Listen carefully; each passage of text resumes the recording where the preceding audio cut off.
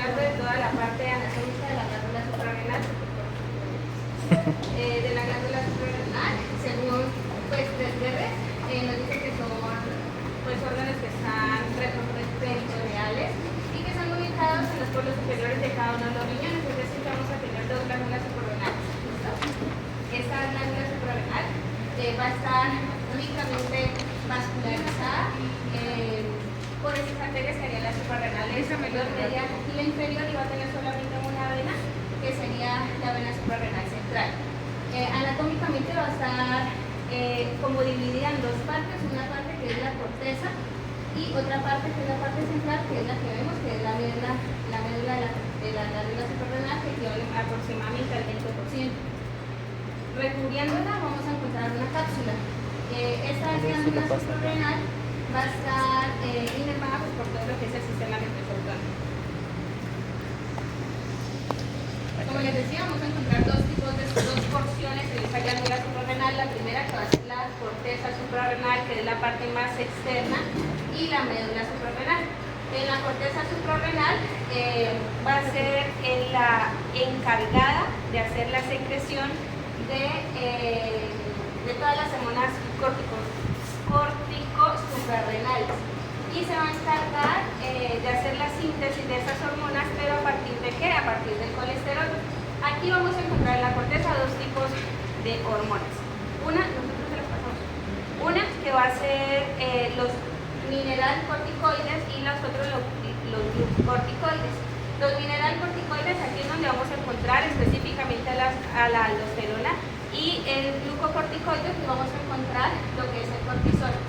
En la parte de la médula suprarrenal, que es la parte más interna, según Gannon lo describe como si fuese un ganglio simpático, en el que las neuronas postganglionares perdieron su axón y se quedaron ahí como condensadas dentro de la médula.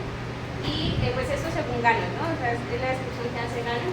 Y el principal funcionamiento de esta glándula suprarrenal va a estar relacionado principalmente con el sistema nervioso parasimpático, y va a secretar dos hormonas principales que nosotros ya las habíamos pues como conocido desde el neuro, que es la adrenalina y la noradrenalina.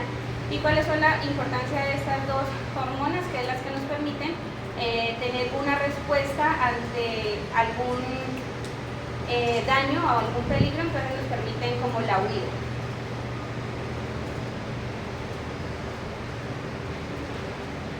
En Gayton nos hace como es una mayor especificidad acerca de todas las hormonas, que es de la parte de la corteza suprarrenal. En él pues la hace la división, como les mencionaba hace rato, en glucocorticoides y mineralcorticoides. En la parte superior vemos los glucocorticoides, que esa la importancia es porque tiene un efecto sobre el aumento de la glucemia, influye en el metabolismo, según Gayton, de lípidos y proteínas, y en Gannon nos presenta que aparte de lípidos y proteínas también participan en el metabolismo de lo que es los carbohidratos. La principal, pues ya habíamos dicho, el que está rojito, que es el cortisol, que es la que se sintetiza directamente en esta parte de la corteza suprarrenal, pero estos otros los hemos puesto aquí porque estos son sintéticos, pero son de mucho uso en la clínica. Entonces encontramos la prednisona,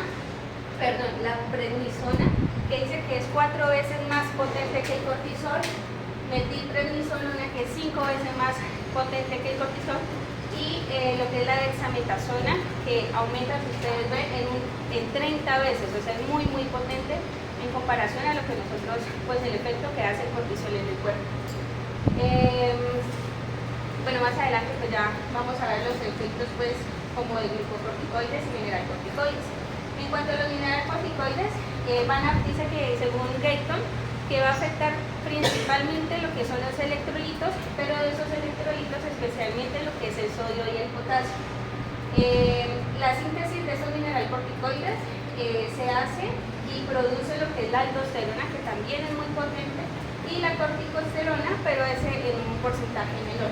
Los que están abajo, que son cortisona, la cortisona pues también es sintético, y el cortisol también lo menciona, que hace una síntesis pero demasiado baja. Si lo vemos, entonces el cortisol como que se nos metería como en los dos campos, tanto el mineral corticoide y glucocorticoide.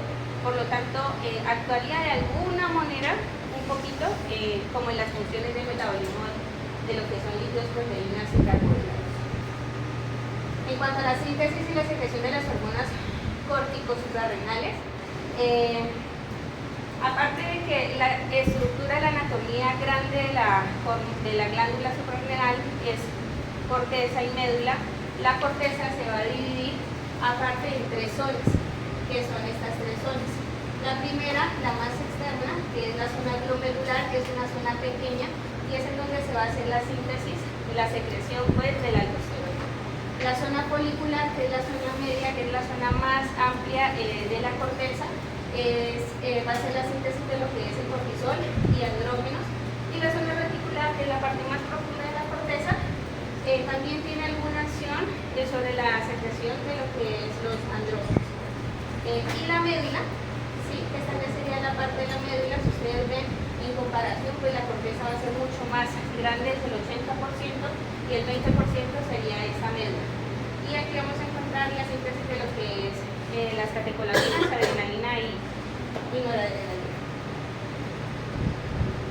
Bueno, entonces, las hormonas corticorrenales, como les había mencionado en un inicio, son derivados del colesterol. ¿Y qué nos dice Gator? Que este colesterol pues, se encuentra ahí en el plasma, ¿sí? Y mentiras, el colesterol se encuentra dentro de las lipoproteínas, que es la LDL, ¿sí? Las de baja densidad, y que lo que hace es en un 80% lo que va a hacer es que dentro de él contiene ese colesterol. Entonces no anda libre por ahí el colesterol, sino que anda montadito pues, en LDL. Ahora, ¿qué sucede? Esta que vamos a encontrar acá, pues es una partecita como de la glándula suprarrenal. ¿Qué pasa? Que esta LDL ingresa en lo que es el espacio intersticial, que sería el espacio que encontramos entre célula y célula. Ingresa LDL a este espacio intersticial y lo que va a hacer es que este LDL va a encontrar pues, unos receptores específicos. Esta imagen de acá la hemos ampliado, entonces hagamos de cuenta que completa es la célula de la glándula suprarrenal y estamos ampliando una sola celulita, ¿sí? Entonces, ¿qué va a hacer LDL? Se va a ir a unir a unos receptores que son específicos, que están en la membrana de la célula, y va y llega al receptor, y una vez llega al receptor pues se instala ahí, se hace como la unión receptor LDL, y por endocitosis lo que va a hacer es que se va a montar en una vesícula, ya queda la vesícula dentro de la célula y se va a unir con un lisosoma. Pues ya sabemos la función de los lisosomas, ¿cierto? Nos va a destruir y nos va a permitir la liberación del colesterol. Este colesterol, gracias a la acción de la hormona Bueno, la ACTH, lo que nos va a hacer es que esa nos va a permitir el ingreso a la mitocondria, y una vez está dentro de la mitocondria, gracias a una enzima que se llama la colesterol desmolasa, nos va a permitir que ese colesterol se nos convierta en pregnolona. Y ese pregnolona finalmente pues es como el precursor de todo lo que son los esteroides suprarrenales. ¿Listo? ¿Me entendieron? ¿Sí?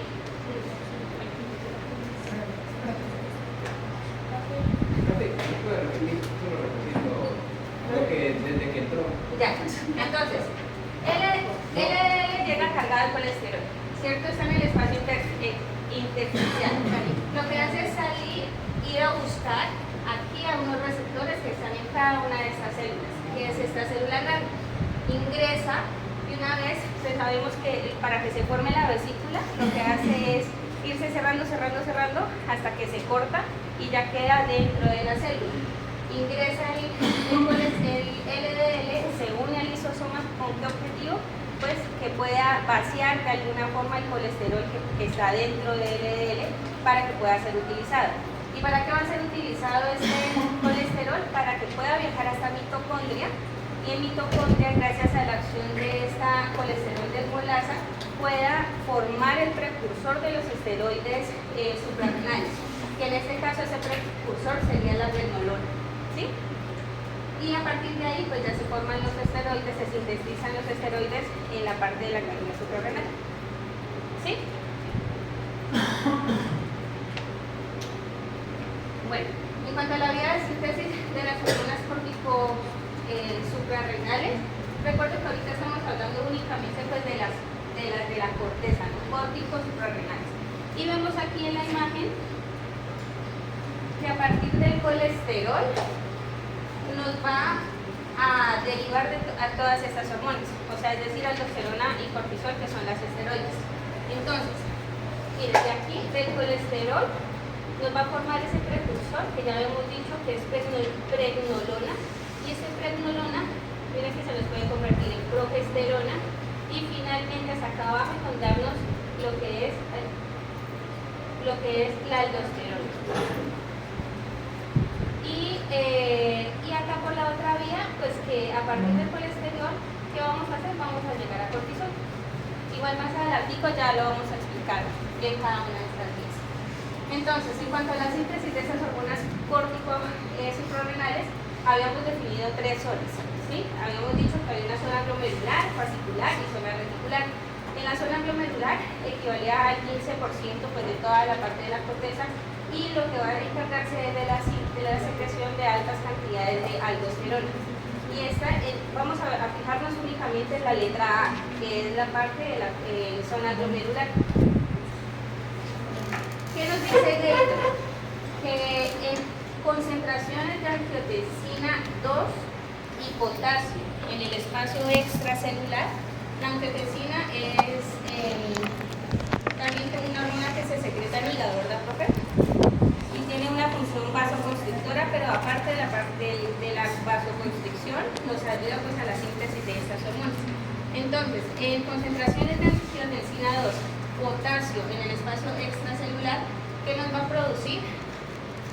Que en las células de esta capa actúe una enzima que se llama aldosterona sintetasa. Y pues, ¿qué nos imaginamos que va a hacer la aldosterona sintetasa? Sintetizar lo que es pues la aldosterona. ¿Listo? Esto únicamente pasa en la zona glomerular. En la zona fascicular, ¿qué va a secretar? Lo que es el cortisol, que es pues el principal. También corticosterona, andrógenos en muy poca cantidad, al igual que los estrógenos, en muy poca cantidad, pero el sistema se basa en lo que ya nos había explicado del eje hipotálamo-hipófisis, pero en este caso sería hipotálamo-hipófisis suprarrenal. ¿Listo? ¿Qué vamos aquí a encontrar siempre? Pues no perdamos de vista que hay ese sistema porta hipofisiario, hipotálamo hipofisiario. Listo, que por ahí es por donde va a viajar. Va a venir la CRH, va a viajar, como ya el profe nos lo había explicado, y se va a unir a la célula beta, ¿cierto? Y esta célula beta ya sabemos que ya está encargada pues, de secretar lo que es la ACTH.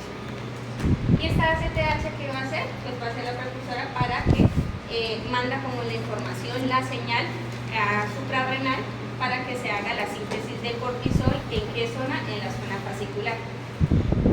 ¿Me entendieron? ¿Sí? Bueno, ahora, en la zona reticular va a secretar, ella se encarga más como de la parte de esas hormonas como sexuales que hay que se haga a nivel suprarrenal.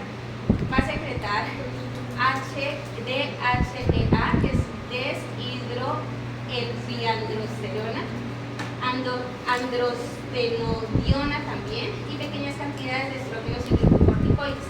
Ese también funciona por este mismo eje que ya conocemos, hace exactamente la CRH, llega a la célula beta y va a secretar por acción de la ACTH en la zona reticular de la suprarrenal, lo que es DHEA y androstenina. Entonces, en conclusión, zona glomerular nos secreta aldosterona, zona fascicular, cortisol principalmente, nosotros somos muy pocos. Y y la zona reticular con lo que es los andrógenos y de HCG. Pero aparte hay otra hormona que es de síntesis adenopropiciario, que es la hormona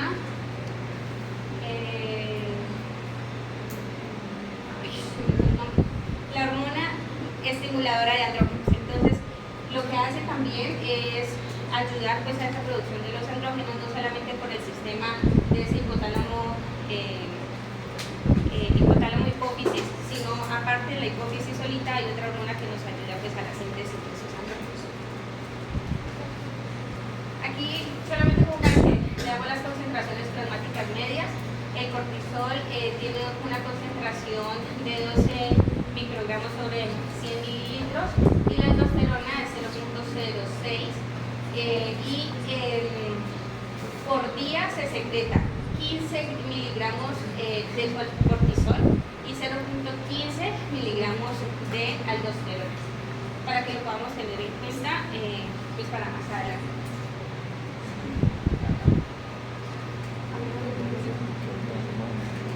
Listo, entonces en cuanto a las hormonas córticos suprarrenales, ¿qué van a hacer? Tienen algunas funciones. Una que se van a unir a las proteínas que se encuentran en el plasma. El verde es el cortisol y la amarillita es la globulina. ¿Qué va a hacer? Pues que se va a estar uniendo ahí porque solita pues no puede estar.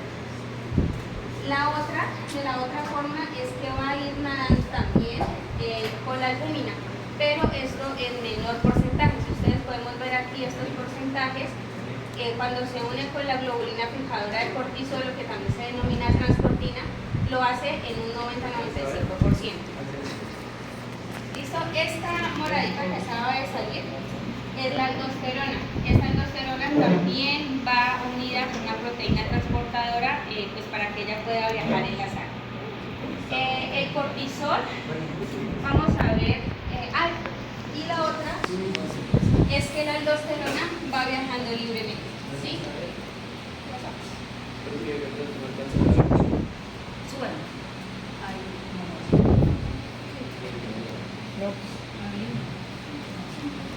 no queda igual.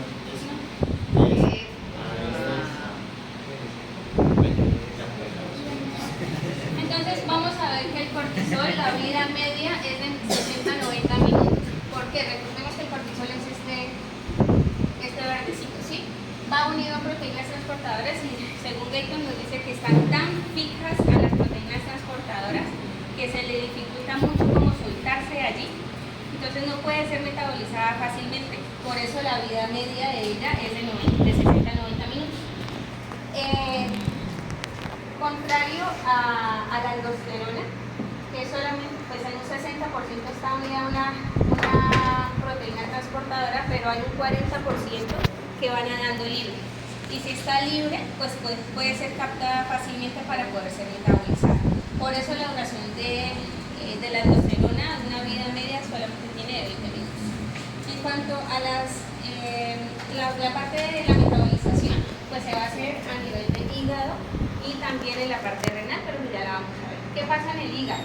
El cortisol o la aldosterona lo que hacen en el hígado es unirse a un ácido que se llama ácido glucurónico o se puede unir a sulfatos.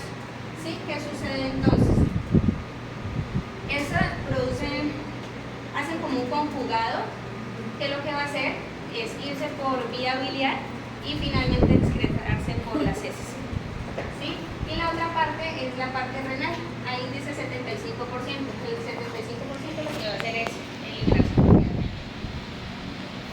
Bueno, ahora las hormonas corticosuprarrenales. Primero la aldosterona.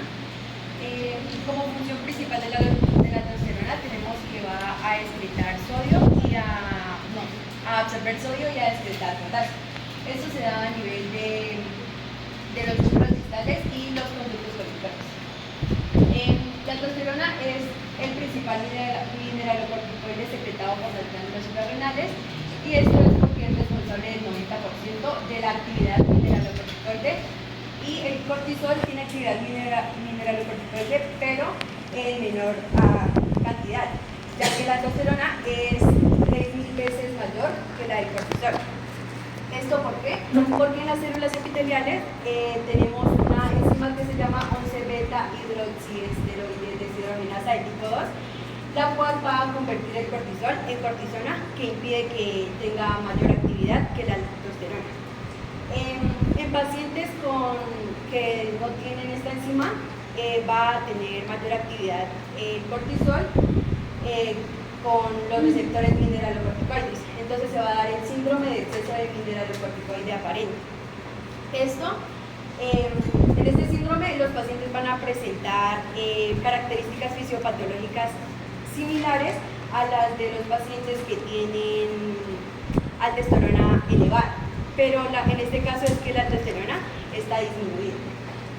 En cuanto al mecanismo de la aldosterona, el mecanismo de acción de la aldosterona está cuando llega a las células del epitelio tubular, va a ingresar a las células principales por la membrana. Esto porque es un esteroide y es liposoluble. Al llegar al citoplasma de las células principales, se va a unir con el receptor mineralocorticoide y van a formar el complejo hormona-receptor. Este complejo hormona-receptor va a ingresar por el núcleo, donde al ingresar a través de unos procesos van a permitir la síntesis del ARN mensajero, el cual va a salir hacia el citoplasma, hacia los ribosomas, y va a crear proteínas como canales y enzimas. Entonces lo que hace la aldosterona es permitir que se expongan canales, o sea, aumentar la exposición de los canales de las membranas, como el canal sodio epitelial y la bomba sodio-potasio. En el canal sodio epitelial pues favorece el paso del sodio de la luz luminal hacia la célula, y con la bomba sodio-potasio el sodio va a estar saliendo para así ser absorbido y va a estar ingresando el potasio a la célula, donde posteriormente va a salir por un canal y va a ser excretado.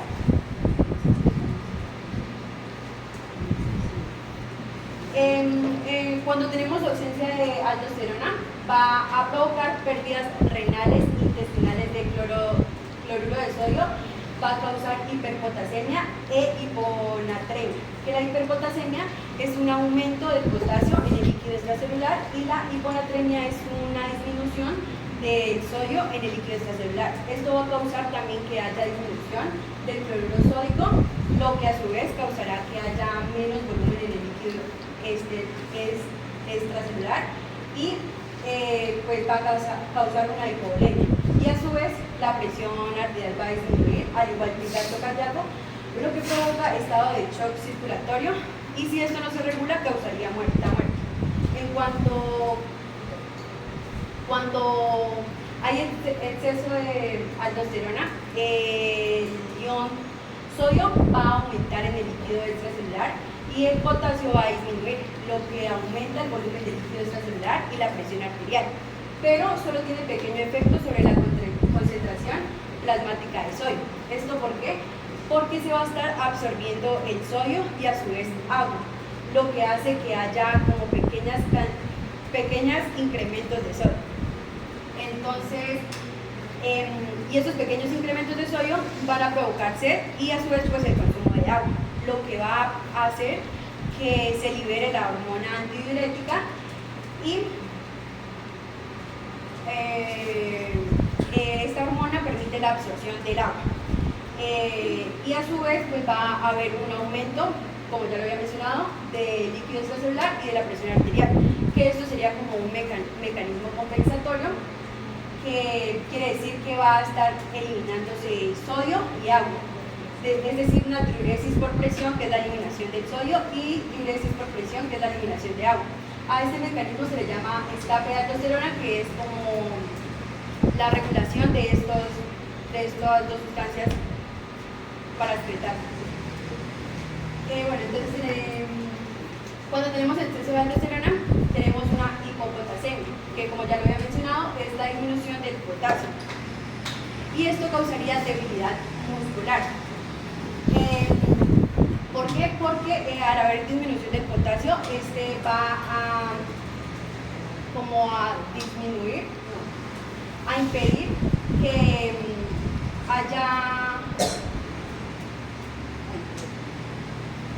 que haya excitabilidad eléctrica del nervio y de las membranas de las fibras musculares, lo que hace que pues impide el potencial de acción normal de esta y pues provoca debilidad muscular. Y también cuando hay un exceso de aldosterona aumenta la secreción tubular de los riñones, lo que causaría anquilosis, alcalosis leve. Cuando hay deficiencia de aldosterona, induce a la hiperpotasemia, que es el aumento del potasio, y causa una insuficiencia cardíaca. La aldosterona, además de estimular el transporte de sodio y potasio en las glándulas suprarrenales, también los hace en las glándulas sudoríparas, glándulas salivales y en las células epiteliales intestinales. En cuanto a las glándulas sudoríparas, lo hace porque estas, cuando estamos expuestos a climas calurosos, se necesita una mayor concentración de sales, entonces ahí interactúa la aldosterona. Al igual que las glándulas salivales, que se necesita mayor concentración de sales cuando se pierde mucha saliva. En cuanto a las células epiteliales intestinales, a nivel del colon, es importante la absorción del sodio, entonces pues interactúa la aldosterona para que no se pierda sodio por las heces.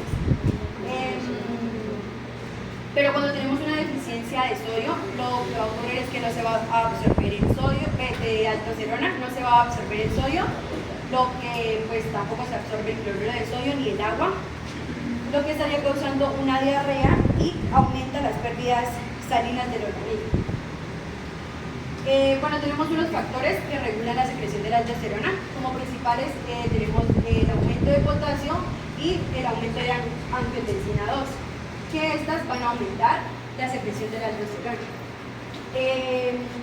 En cuanto a la angiotensina 2, es dada porque en el aparato justaglomerular va a producir renina, la cual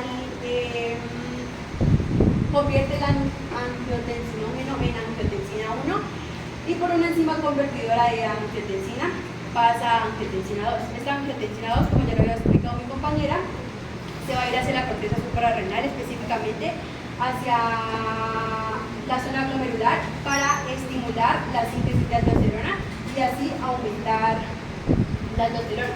En cuanto a los factores que la disminuyen, tenemos el aumento de sodio y el aumento del péptido natriurético auricular. Y además también tenemos la hormona antidiurética, que también favorece la secreción de aldosterona, pero en menor cantidad.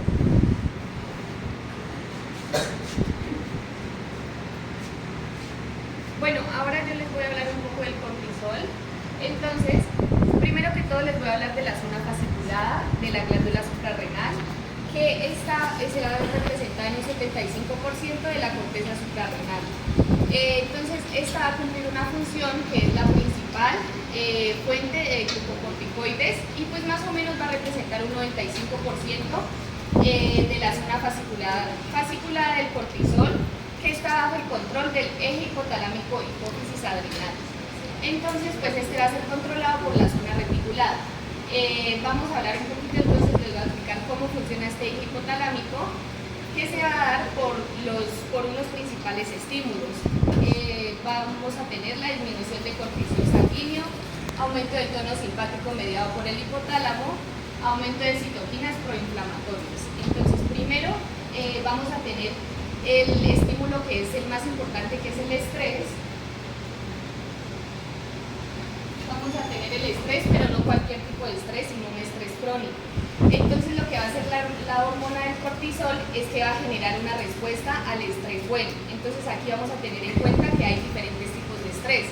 Vamos a tener un estrés físico, un estrés emocional y un estrés emocional o psicológico y bioquímico. Vamos a iniciar con el estrés bioquímico o químico, que se va a medir por las citoquinas proinflamatorias, se va a dar por las citoquinas proinflamatorias y se va a liberar cuando hay un daño en el tejido. Entonces aquí van a entrar las las membranas plasmáticas y las organelas plasmáticas, que ellas deberían estar dentro, ¿sí? Pero cuando ellas están fuera, entonces ellas inmediatamente se van a destruir, entonces van a activar lo que es a las células del sistema inmune. Entonces estas aquí van a liberar las citoquinas proinflamatorias, entonces estas van a viajar a la sangre, después se van a ir al hipotálamo, y en el hipotálamo lo que se va a dar es que se van a secretar la hormona liberadora de corticotropina, que es la CRH y la ACTH. Entonces ahí después vamos a tener que este estrés bioquímico también se da por la hipoglucemia y por la hipercalemia. Después de eso vamos a tener el estrés físico, que pues básicamente es cuando nosotros hacemos un ejercicio muy intenso, entonces pues va a haber mucha liberación de este cortisol. Y por último vamos a tener el estrés emocional o psicológico. Este estrés psicológico es cuando pues nuestras funciones mentales van a detectar que en alguna zona vamos a tener peligro, ya sea motora, sensitiva o pueden ser las dos, que serían mixtas. Entonces pues sabemos que hay unas conexiones de corteza a hipotálamo. Entonces este tipo de estrés se va a medir por la corteza. Entonces lo que va a hacer es que va a llegar un estímulo y las conexiones que están en esa corteza lo que van a hacer es liberarme CRH y ACTH. ¿Qué serían estas? CRH y ACTH. Bueno, aquí vamos a hablar de una vez de la síntesis y secreción de la ACTH. Debemos tener en cuenta que estamos en las células corticales. Entonces, lo que va a suceder aquí en las células corticales de la glándula hipófisis y adenopófisis. Entonces, vamos a tener un gen que se llama, vamos a tener las células corticotropina, que es la POM. Entonces, este gen va a estar en el ADN. Entonces, ahí en el ADN lo que va a hacer es que va a haber una transcripción. Después este se va a traducir en un polipéptido que es muy grande, que es este de aquí, que sería el propio melanocortina, y pues propio de opioides, melano de melanocitos y cortina de corticotropina. Entonces estos van a ser como precursores primero de los opioides endógenos, después va a ser un precursor de la hormona liberadora de melanina y un precursor para las corticotropinas. Entonces lo que va a hacer es que ya se transcribió y se tradujo, entonces se tradujo al retículo endoplasmático rugoso. Entonces pues ahí lo que vamos a hacer es que va a haber una enzima que va a ser la enzima proteasa, que gracias a la PCI, que son las flechitas rojitas, las va a partir en fragmentos. Entonces las va a partir en tres fragmentos y me van a dejar solo, aquí me va a dejar un polipéptido grande y acá otro polipéptido grande, y pues aquí me va a dar un polipéptido pequeño que va a ser la ACTH. Pero pues el metabolismo no termina ahí, sino que este sigue. ¿Por qué sigue? Gracias a este péptido, que es la lipoproteína, donde me va a generar otro fragmento que es la endorfina, y también me va a generar varios tipos de NSH, que es la hormona liberadora de melanina. Debemos tener en cuenta que la ACTH dentro va a tener también a la hormona liberadora de melanina.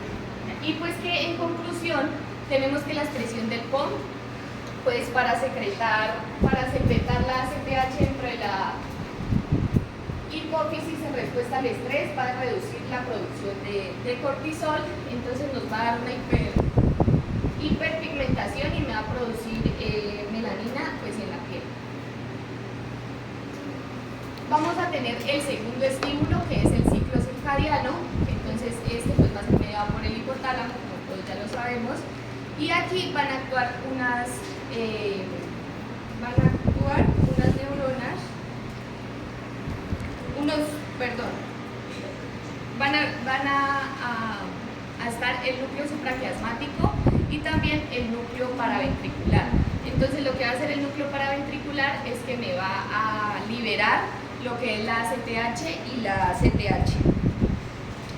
Entonces, pues esto se va a dar, o sea, van a haber unos picos altos de cortisol y unos picos bajos durante el día. Se dice que, pues Gator dice que el pico más alto se va a dar a las 7 de la mañana y pues ya va a descender a eso de las 7 de la noche. Entonces, pues se da por un patrón de secreción pulsátil que establece unos picos del cortisol sanguíneo y urinario que favorecen la vigilia en ciertas horas del día. Después de esto vamos a tener la vía metabólica, que nuestra compañera pues hace rato la mencionó muy por encimita, que es donde va a haber el paso limitante, que es la activación de la desmolasa por acción de la ACTH. Entonces vamos a tener unas enzimas para la producción de este cortisol.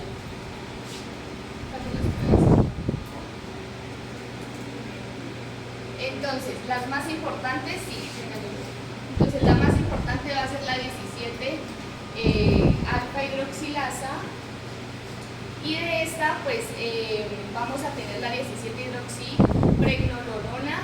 Después de ahí vamos a tener la 17 hidroxiprogesterona, y pues ahí por acción de la 11-desoxycortisol vamos a tener el cortisol. Entonces ya lo tenemos en sangre. Entonces ya lo vamos a tener en sangre, y aquí lo que me va a generar es un feedback negativo, que va a estar unido a unas proteínas plasmáticas que van a permitir el transporte de este cortisol porque él es liposoluble. Entonces estas proteínas van a ser la albúmina, la globulina fijadora y la globulina fijadora al cortisol.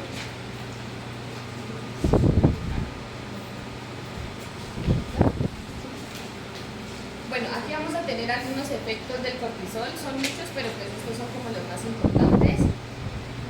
Donde, primero, el cortisol pues es una hormona catabólica, ¿sí? Que tiene muchos efectos, y pues destacan el primero, que es los metabólicos que van a activar las vías glucogénicas. Entonces lo que va a hacer es que me va a activar las vías de gluconeogénesis y vías de glucólisis. Entonces lo que va a hacer es que me va a atraer los aminoácidos del músculo para poder generar pues más glucosa dentro del hígado.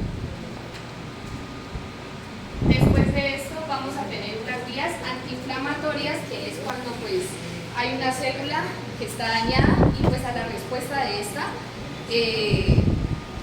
quiere decir que ha perdido como la integridad de las células, que son lípidos. Y por último vamos a tener los inmunosupresores, que lo que hacen es que me van a disminuir la cantidad del factor estimulante de colonias de granulocitos, que van a hacer que todos los granulocitos de sangre pues sean mucho menores.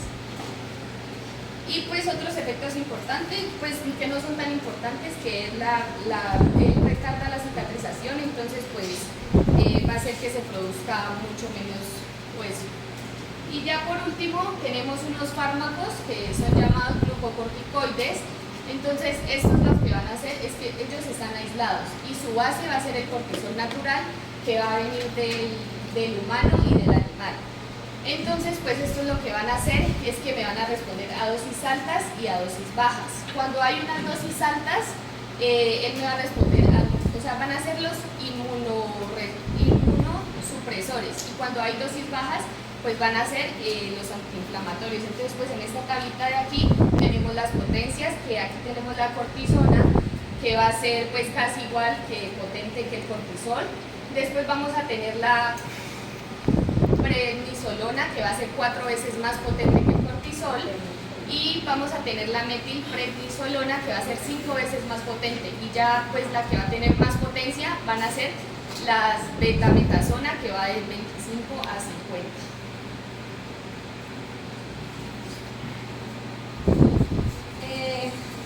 En cuanto a las hormonas que se secretan en la médula, pues realmente no hay mucha información. Por ejemplo, en Gator no las mencionan.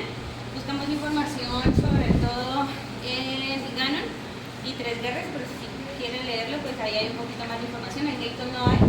Entonces, esta médula suprarrenal nos dice Ganon que se deriva del neuroectodermo y se va a sintetizar principalmente las catecolaminas, que nosotros ya conocemos, que sería la adrenalina, la nora y la dopa, ¿sí?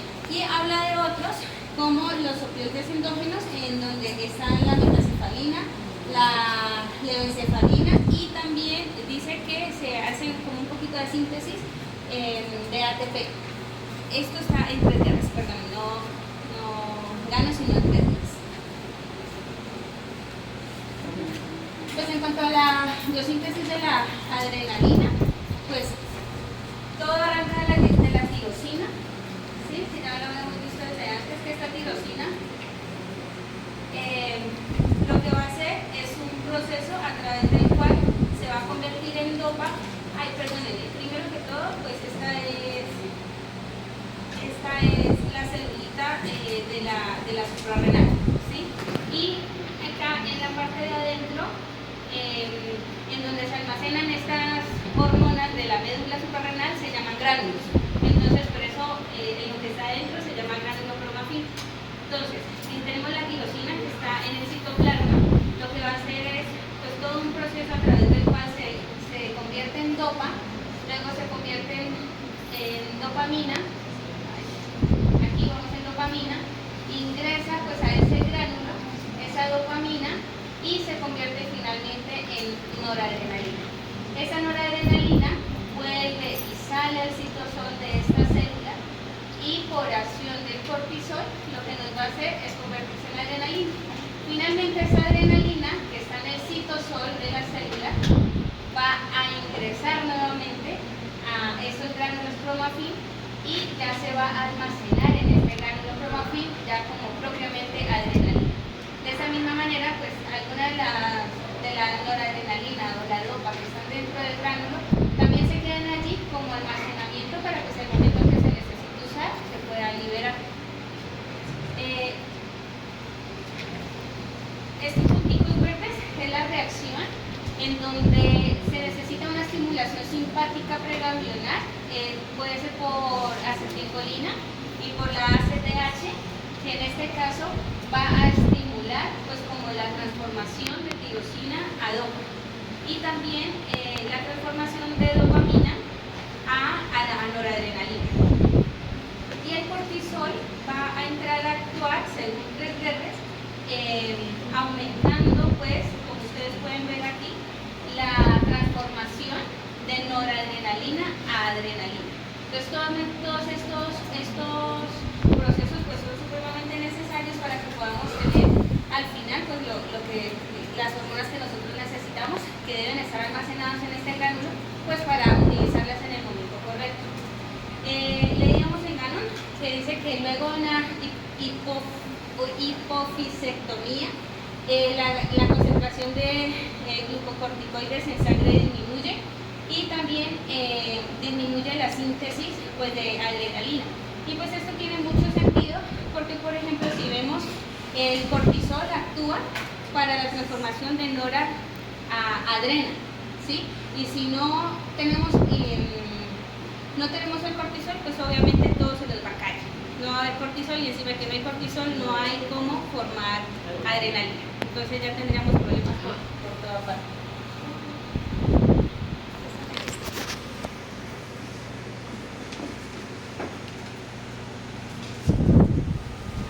Pues ahí vemos que si no hay, pues ahí se les va a aprovechar.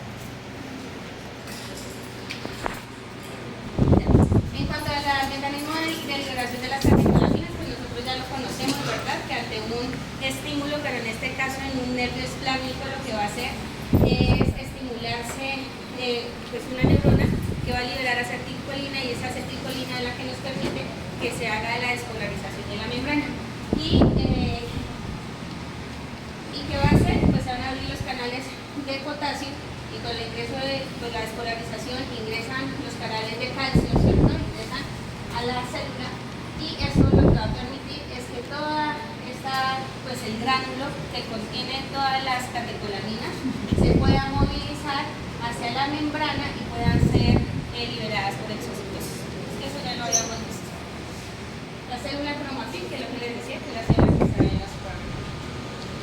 Y la degradación de las catecolaminas, al igual que lo que veíamos de aldosterona y cortisol, pues se hace también degradación a través del riñón y el hígado en procesos muy similares a los que ya mencioné anterior. Entonces, no les voy a resaltar mucho en eso. Lo único es pues que la adrenalina tiene un proceso en donde se convierte en metadrenalina, otro que la noradrenalina se convierte en normetadrenalina, y si se conjugan entre las dos producen el ácido mandélico, que eso es lo que generalmente se excreta por orina, lo que vamos a encontrar en mayor proporción. En cuanto a los efectos fisiológicos de catecolaminas, pues no voy a pasar como bien rápido con eso porque ya igual ya lo vimos en neuro, ¿cierto? El corazón ya vemos, nos acordamos que hay unas que son alfa y beta, y dependiendo si es alfa o beta van a tener sus receptores. En el corazón principalmente están las beta 1, y lo que va a hacer es aumentar frecuencia cardíaca, fuerza de contracción, la excitabilidad. Y en las arteriolas, la contracción y relajación. Pues para que no nos olvidemos, pues es bien importante pues, sobre todo estas, ¿cierto? En el pulmón, que lo que hace es relajación, por eso nosotros utilizamos medicamentos que son beta 2, que son broncodilatadores, pues para en procesos como que haya broncoconstricción y que el paciente no pueda respirar, pues le aplicamos este tipo de medicamento para que pueda pues respirar con mayor facilidad. Pues esos son el resto de los efectos fisiológicos que pues ya conocemos, creo yo. Eso es bien importante también, que la adrenalina, por ejemplo, estimula la glucogenólisis en el hígado, en el músculo y el tejido adiposo, inhibe la síntesis de glucógeno, estimula la gluconeogénesis y estimula la lipólisis. Profe, no sé si tenga algo que ver, por ejemplo, pensaba yo en un momento de estrés, por ejemplo, a mí me pasa, tengo mucho estrés, no sé si eso hace pues que se aumente pues como la glucosa en sangre y haga que me sienta mareada. Entonces, no sé si eso pues tenga que ver con todo este proceso. Entonces yo lo relacionaba con eso. Del resto pues son las funciones que nosotros ya conocemos de las catecolaminas. Bueno, y ya finalizando, vamos a hablar un poco de lo que vendría siendo los andrógenos suprarrenales, la excreción de hormonas sexuales en la glándula suprarrenal. Bueno, tenemos que esta glándula principalmente lo que ella va a secretar va a ser una prehormona, que es la DHEA, que pues su nombre largo vendría siendo dehidroepiandrosterona, que esa, como les mencionaba, es una prehormona para generar tanto andrógenos, estrógenos y glucocorticoides, que son pues los tres principales como productos que va a manejar la glándula suprarrenal. Vemos que Gayton nos hablaba que esta prehormona se iba a estar metabolizando durante toda la vida, a lo largo de toda la vida de la persona, pero que iba a tener especial incidencia en lo que vendría siendo la vida fetal. Desde aquí tiene como su, quizás por decirlo de alguna manera, como el pic de producción en la vida fetal. Y bueno, en cuanto a la progesterona y a los estrógenos, ya lo dijo mi compañera, que se genera en cantidades mínimas, en muy pequeñas. O sea, y Gayton nos habla de que en realidad nos menciona lo de los estrógenos, pero es que las alteraciones que generan los estrógenos generados por la glándula suprarrenal en las personas, tanto en hombres como en mujeres, no tiene como mucha alteración. Es mucho más los cambios o características que desarrollan los andrógenos, en este caso vendría siendo la testosterona, en hombres y en mujeres. Más adelante vamos a hablar un poco más de eso. Y bueno, cantidades mínimas, menos del 20% de su actividad que es generada por la glándula suprarrenal.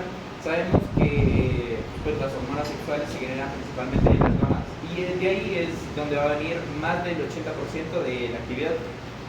En las mujeres vemos que los andrógenos suprarrenales sí tienen alta incidencia, ya que ellos van a ser los que ayuden al crecimiento del vello púbico y axilar en las mujeres, especialmente en ellas. Y bueno, una vez salida de lo que vendría siendo la prehormona de allá arriba, la DHEA, se convierte en testosterona en los tejidos extrasuprarrenales. Bueno, esta partecita de abajo, lo que está en naranjo, es de Gannon. Entonces, bueno, sabemos que ejerce un efecto masculinizante muy bajo cuando se secreta en cantidades normales. Esto se puede ver alterado por enfermedades, incluso por tumores que pueden ayudar como a la síntesis de hormonas. Y eso pues tiene tratamiento, pero bueno, eso lo vamos a ver también más adelante. Estimulan la anabolia proteica y el crecimiento. Esto quiere decir que estos andrógenos lo que van a hacer es ayudarnos a producir, a generar, a construir más proteínas y el crecimiento celular en sí. Bueno, es controlada de manera directa e inmediata por la hormona adrenocorticotropa. No como pues quizás muchos podríamos pensar que son por las gonadotropinas, y esto no es así, ya que las gonadotropinas van directamente, pues como su nombre indica, a las gónadas sexuales para que ahí se generen tanto andrógenos como estrógenos. Bueno, aquí lo que les mencionaba, que es a lo largo de toda la vida, esta producción del ACTH, del DHEA, y bueno, la secreción de adrenocorticotrópica, esto no va a ser un cambio importante en lo que vendría siendo las características masculinas, la masculinización en mujeres y hombres. Lo que de verdad importa, o lo que de verdad como que influye en esta variación, vendría siendo una enzima, que es una liasa, que es la 17-alfa hidroxilasa, que ya la mencionó mi compañero aquí. Y bueno, esta lo que hace es como variar la distribución de la hormona anteriormente dicha, la ACTH, para producir pues, los andrógenos, estrógenos y los glucocorticoides. Bueno, aquí vemos este recuadro de Gannon, que es como la distribución por la edad de la concentración de esta hormona. Y vemos que alrededor de los 20 y los 30 años se concentra como el pic, la mayor cantidad de concentración en sangre de esta hormona.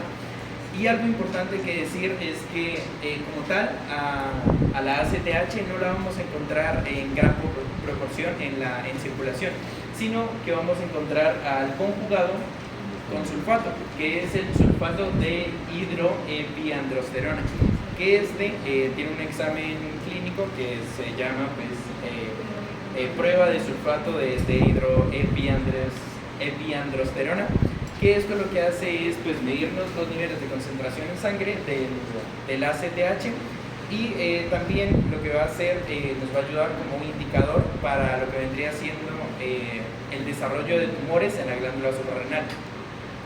Y bueno, cuando esto se altera, este mecanismo se altera y hay mayor producción de ACTH, lo que se puede ver específicamente en hombres y en mujeres va a ser que las características sexuales secundarias se van a dar como un desarrollo anticipado. En el caso de los hombres se va a dar lo que vendría siendo la pseudopubertad precoz, que va a ser como el desarrollo muscular antes. También nos va a ayudar a lo que vendría siendo la lipólisis, el proceso pues, de degradación de las grasas. Por eso algunas personas que tienen esto son más delgadas e incluso también más altas. Aquí nos va a ver afectado lo que vendría siendo el desarrollo testicular en los hombres. En las mujeres sí se va a ver un cambio, por ejemplo en la masculinización, por ejemplo el bigote les va a comenzar a salir más, el desarrollo muscular también va a ser mayor, y va a afectar en la gravedad de su voz, va a ser más grave. Bueno, hablemos un poco de lo que vendría siendo los síndromes, que tenemos dos que, por decirlo de alguna manera, resaltaban en los dos libros, tanto en Gayton como en Gannon, y principalmente vendría siendo el síndrome de ectosis, que pues, es afectado principalmente por la hiperfunción de la glándula suprarrenal, y esto lo que hace es que nos genera mayor exceso de cortisol y pues afecta a todo lo que vendría a ser es como un eje adrenocorticotropina y cortisol. Todo esto lo afecta. Y bueno, vemos que la principal causa es el incremento en los valores plasmáticos de ACTH y cortisol. Suele venir acompañado de un descenso de esta hormona por el efecto o el feedback negativo que existe en la hipófisis, en la adenohipófisis. Y por eso, cuando realizamos una prueba, después de un tiempo, pues vamos a encontrar que el ACTH va a estar disminuido en sangre. Pero esto tiene que ver por el feedback negativo. Bueno, existen dos tipos de síndromes de Cushing: el dependiente de ACTH y el independiente de ACTH. El primero, el dependiente de ACTH, tiene que ver con un tumor que se genera en la glándula, en la hipófisis, y esto lo que hace es segregar más ACTH.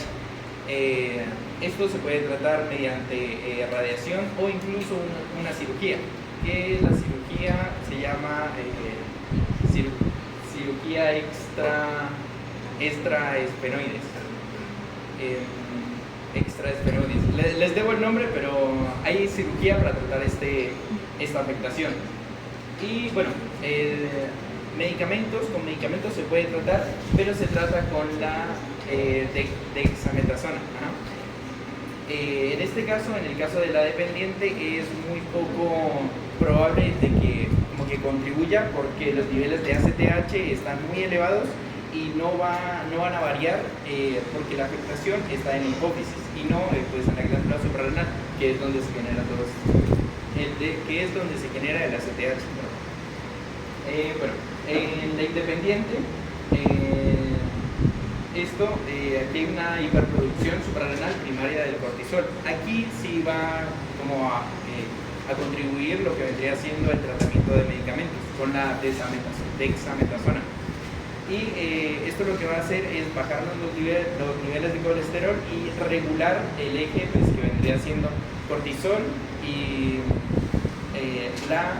una hormona que se llama CRH, que es la corticoliberina, que pues, posterior a esto se va a generar la ACTH y sigue el círculo. Pero la dexametasona lo que hace es nivelar estos niveles, estos rangos, y regularlos a su estado normal. Bueno, aquí podemos ver lo que vendrían siendo las características o los signos de una persona con el síndrome de Cushing.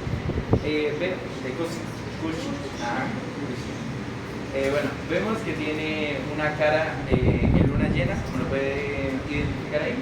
Vemos que las mejillas están rugosas, o sea, con el tono rosado, aparición facial de equimosis, piel delgada, pero esta piel delgada pues tiene algo que ver con la destrucción del epitelio, del tejido subendotelial, que bueno, ahorita más adelante lo voy a explicar. También vemos estrías, aquí no lo menciona, pero pasa algo en este síndrome que es un signo que se llama el pecho del búfalo o el abdomen de búfalo, que lo que hace es básicamente como la grasa abdominal subirla a un nivel pues más torácico, y los pacientes se ven así, se ven como la barriga está más prominente arriba a nivel torácico que a nivel abdominal. Y bueno, los efectos del metabolismo de los carbohidratos y proteínas. Los niveles altos de cortisol pueden incrementar los niveles de glicemia hasta por encima de los 200 miligramos por decilitro. ¿Esto qué nos afecta? Esto nos afecta principalmente en lo que vendría siendo la captación de la glucosa en las células como tal. Entonces vamos a tener alta concentración de glucosa en sangre, pero las células de los tejidos no la van a estar utilizando. Bueno, tenemos los glucocorticoides, ejercen un profundo efecto sobre el catabolismo de las proteínas tisulares. ¿Esto qué quiere decir? Esto pues nos indica principalmente que las células de los epitelios, ellos lo que van a hacer es que, como ya no les está ingresando glucosa porque el mecanismo pues, de la insulina se ve afectado, van a comenzar a degradar la proteína que tienen dentro, proteólisis. Y aquí, pues desde aquí van a conseguir la energía necesaria para pues, su metabolismo. Entonces, por eso vemos que algunos pacientes con este síndrome tienen más debilidad, algunos tejidos están más débiles, más propensos a desgarros, y el sistema linfático también se ve afectado por este sistema. O sea, el sistema inmunitario va a estar inmunodeprimido y estos pacientes van a ser propensos a lo que vendría a ser infecciones. Y de hecho, pues no encontré la imagen, pero ellos son muy propensos a tener infecciones en los dedos por microlesiones que se realizan pues, por trabajos o algún quizás deporte que realicen y tengan microlesiones. Por ahí se pueden pues, entrar bacterias, realizar infecciones y van a ser comunes en estos pacientes. Bueno, la falta de síntesis proteicas en los tejidos linfáticos conlleva una supresión del sistema inmunitario. Esto quiere decir que estos pacientes incluso pueden llevar a la muerte si no se ven tratados a tiempo por infecciones comunes, normales. Bueno, incluso los fibras de colágeno del tejido subcutáneo se pierden y el tejido se desgarra. De hecho, pues aquí no se ve casi, pero en el... aquí. Estas estrías que pues uno podría pensar que son normales en algunas personas y muchas personas lo tenemos por estiramiento de la piel y pues quizás por cirugías o otros pues sucesos de la vida, pero en ellos lo que pasa es que estas estrías se alargan de más. Ven que incluso algunas estrías pueden llegar a sobrepasar el nivel del ombligo y se ensanchan, entonces son muy notorias en estos pacientes. Bueno, otro de los síndromes más comunes es el síndrome androgenital, que tiene que ver con algo que dije anteriormente, que es la producción o hiperfunción de andrógenos, y esto se debe también a un tumor. Cabe recalcar que estos síndromes, el síndrome de Cushing y androgenital, y androgenital tienen tratamiento, como ya lo mencioné, farmacológico y clínico con la cirugía.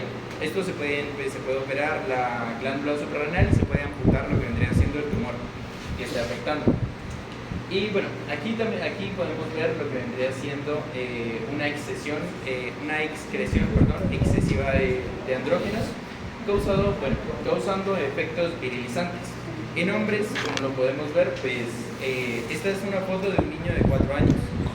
Entonces, quizás puede ser un poco choqueante, por eso la puse, porque pues sus características sexuales, a pesar de tener solo 4 años, se ven desarrolladas pues más de lo común. Incluso el texto de Gayton nos indica que estos pacientes tienden a tener gigantismo porque su estatura se desarrolla mucho antes de lo normal, sus músculos también se desarrollan y su voz se agrava.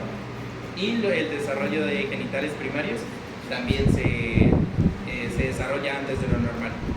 Y pues en el caso de las mujeres lo que podría causar este síndrome sería el pseudohermafroditismo, que es pues el clítoris crece y se ensancha, casi teniendo la apariencia de un pene, y los labios mayores se comienzan a cerrar, casi formando un escroto también. Y la musculatura aumenta, la voz también se agruesa y el vello facial y púbico también aumenta. Bueno, y finalmente, pues este es un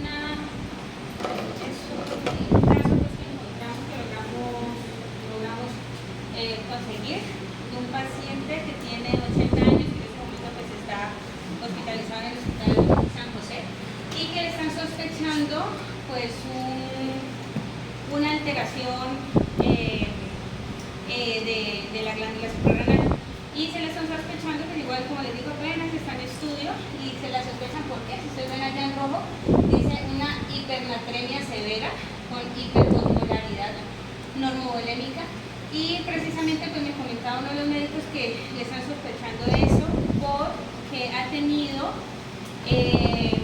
niveles de sodio muy altos durante un periodo considerable, que al inicio pues no mejoraba pues con los tratamientos normales, y como vimos en el transcurso de la presentación, cuando hay alteración de glándula suprarrenal y que se va por la parte de los electrolitos, de los que más se ven afectados, dijimos, son sodio y potasio.